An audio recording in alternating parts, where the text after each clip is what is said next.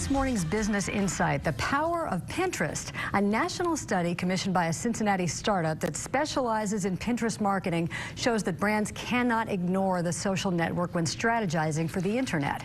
Pinterest allows users to pin or share images they like. Those images are organized into boards with themes, such as recipes, cocktails, or summer fashion. Think of a digital corkboard with each pin linking back to the website where the image originated. The study was commissioned by a Cincinnati startup that helps brands maximize their impact on Pinterest. Ahology President Bob Gilbreth joins Business Courier editor Rob Dawmeyer in the studio with more on how your business should be using Pinterest. Guys? Thanks very much, Peg. Bob, thanks for being here this morning. First things first, I have to admit it, I don't know anything about Pinterest. I've heard it, of course, every other day, every other hour I'm hearing about it, but explain what Pinterest is, and then maybe let me off the hook by telling me maybe why I don't know more about it. Well, it's okay to say that. As a man, Pinterest actually has about 85% of its use is by women. Gotcha. And I think the best way to think about what Pinterest is something that's a digital version of a habit women have been doing for years, which is reading through magazines, finding ideas, recipes, articles, ripping out the article and sticking it in a file folder for planning later. Right. So that's Pinterest, but the digital version. And the additional benefit has a great viral capability, so that every time that is pinned, other people get to see it too.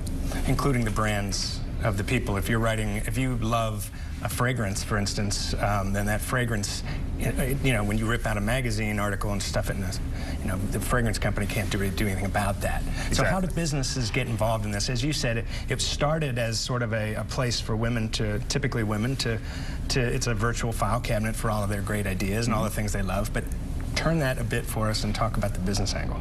Yeah, I think of it mainly as a media channel for content marketing.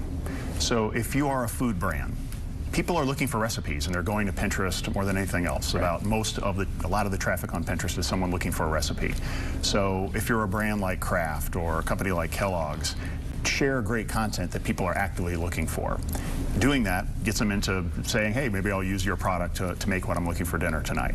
And that's what's really amazing, is that finally we have a digital media where we're adding value to it through marketing, not just finding a new way to interrupt people. Yeah, in the study that you did, what did you find, or what have you noticed that, frankly, is self-serving for your company, but you told me before we went on there's not a lot of competition out there, but what are you finding on the study? Well, what we're finding is the main reason we did the study is Pinterest is in the process of launching its first paid model. Right. And some of our companies, including big companies like Procter & Gamble, said, hey, where should we be moving our dollars? Who's this person and what are they doing less of? So we commissioned the study and we found that this is a millennial mom, so people who are thinking digital first, who grew up digital. They're using it mobile. 75% of Pinterest is mobile. Wow. And of that, about 52% of active daily type Pinterest users are pulling this up in store. So now we have the digital shopping list that you see again and again, what to make for dinner tonight at the Kroger, what to buy in the Macy's. This is how they're using it today, and it's exciting to finally have some data. So last question real quick, what specifically does your company do? Do you provide, what kind of tools are you providing?